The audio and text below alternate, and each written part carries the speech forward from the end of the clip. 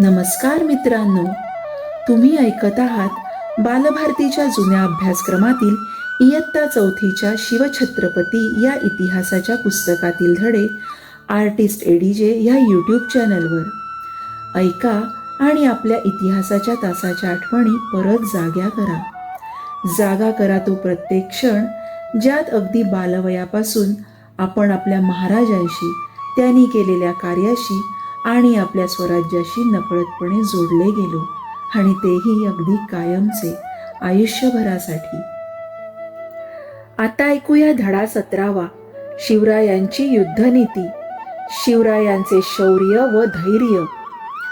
शिवरायांनी वयाच्या 15व्या वर्षी शंभू महादेवासमोर स्वराज्य स्थापनेची प्रतिज्ञा घेतली. वयाच्या 50व्या वर्षी रायगडावर त्यांनी आपला देह ठेवला. अवघ्या 35 वर्षांचा हा काळ. या काळात शिवरायांनी आपल्या पराक्रमाच्या व मुत्सद्देगिरीच्या जोरावर हिंदवी स्वराज्य स्थापन केले. स्वराज्यासाठी ते हयातभर लढत राहिले. अत्यंत कठीण प्रसंगी समशेर हाती घेऊन स्वतः लढाईत उतरले आणि त्यांनी विजय मिळवले. त्यांचे आयुष्य युद्ध प्रसंगांनी भरलेले आहे. स्वराज्यावर अनेक संकटे आली, पण शिवरायांनी प्रसंग पाहून आणि दूरवरचा विचार करून त्यांना तोंड दिले. शिवराय पराक्रमी होते, तसेच थोर मुत्सद्दीही होते.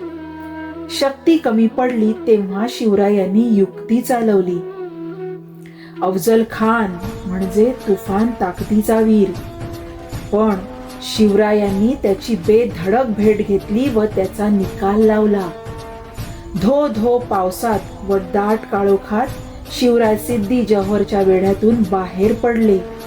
रात्रीच्या अंधारात शाहिस्तेखानावर छापा घालून त्याची त्यांनी खोड मोडली. आग्रा येथील औरंगजेबाच्या कैदेतून किती युक्तीने ते निसटले. त्यांच्यासारखा धाडसी आणि मुत्सद्दी सेनानायक सापडणे कठीण. सरदारांची स्वामीनिष्ठा. शिवराय स्वतः शूर योद्धे होते. त्यांनी आपल्या सरदारांनाही शूर बनवले.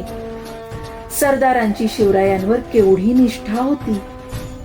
शिवरायांना वाचवण्यासाठी पावनखिंडीत बाजीप्रभूने आनंदाने मरणाला मिठी मारली.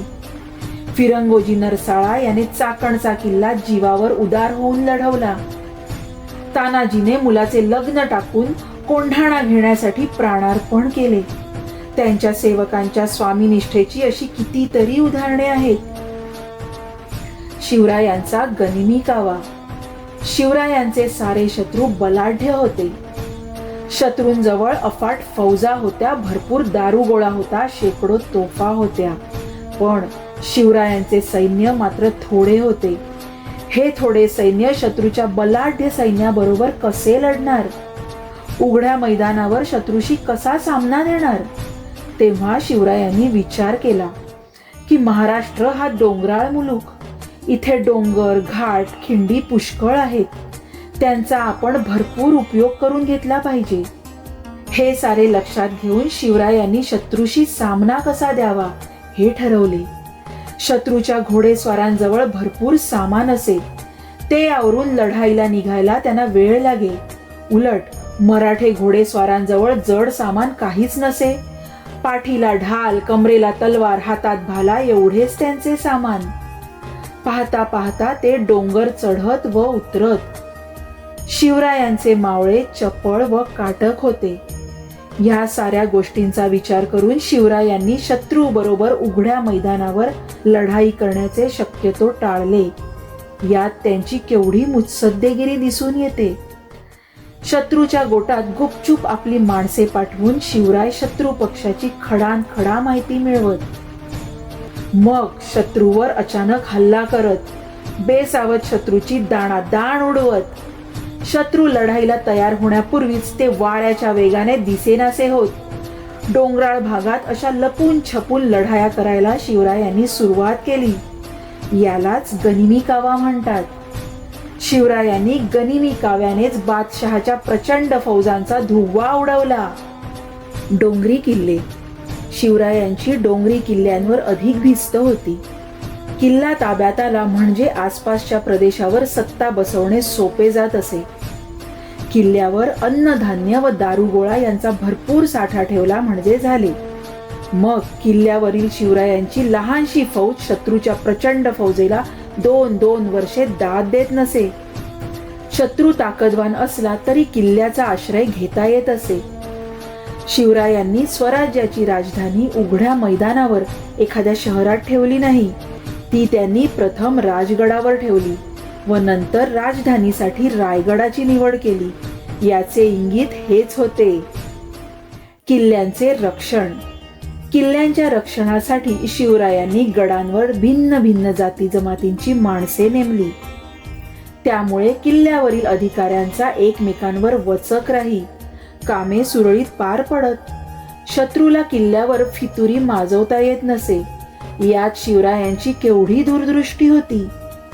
चौथाई. स्वराज्याचा कारभार चालवण्यासाठी पैसा उभारणे आवश्यक होते.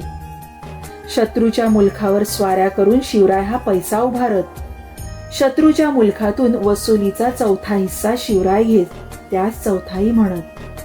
चौथाई देणाऱ्यांना शिवरायांच्या फौजा त्रास देत नसत. चौथाईचा हक्क हा शिवरायांच्या मुत्सद्देगिरीचे उत्कृष्ट उदाहरण आहे. आरमार दल उभारली. सिद्धी, पोर्तुगीज, इंग्रज यांच्यापासून स्वराज्याला धोका निर्माण होण्याचा संभव आहे हे शिवरायांनी ओळखले होते.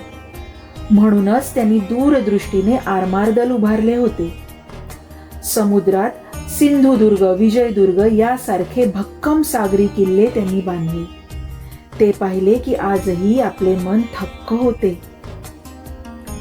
स्वराज्यावर केवढी संकटे आली, पण शिवरायांनी मोठ्या शौर्याने आणि मुत्सद्देगिरीने त्यांना तोंड दिले. म्हणूनच स्वराज्य निर्माण झाले. धडा 17वा इथे समाप्त होत आहे. या पुढील धड्यात तुम्ही ऐकणार आहात रयतेचा राजा. मित्रांनो, यापुढेही असेच नवनवीन व्हिडिओ अपलोड झाल्यावर त्याची सूचना मिळण्यासाठी आपल्या आर्टिस्ट एडीजे या चॅनलला सबस्क्राईब करून बेल आयकॉनवर क्लिक करा आणि व्हिडिओ आवडल्यास जरूर लाईक आणि शेअर करा. धन्यवाद.